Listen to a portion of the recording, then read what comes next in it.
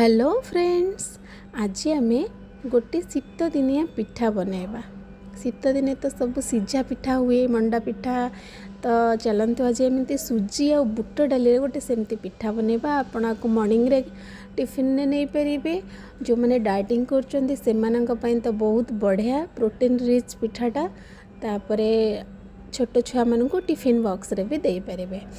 ये पिठा पे फास्ट आम सुजी की जंतिया को पड़ो। जी सुजी ने तार डबल पानी ने ये पानी गरम करी लुण पके तापर सुजी की धीरे धीरे एमती पकईदे।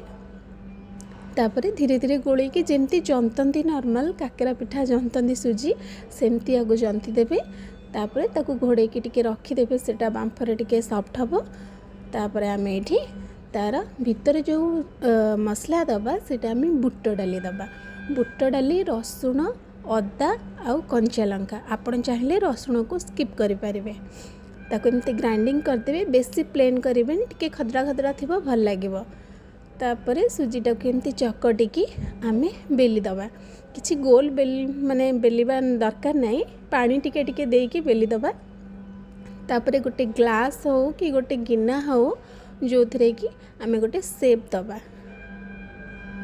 देखंतु ये छाड़ी जाऊँगी एमती बेली देवे। तापर एमती ग्लास रे एमती गोल गोल सेप करदेली। तापर से सेपटा को काढ़ी ता मझिरे आमे से जो बुट डालीर मसला बनै सेटा को देकी दीपट साइड जस्ट टिके कॉर्नर रो फोल्ड करदेवे। तापर एटा को आमे स्टीम करदेबा। एटी मो गोटे डिश उपरे रखी देछि।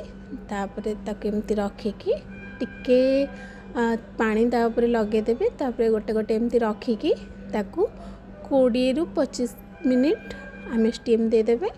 तापर देखंतु पूरा सीझी जाइए बढ़िया से।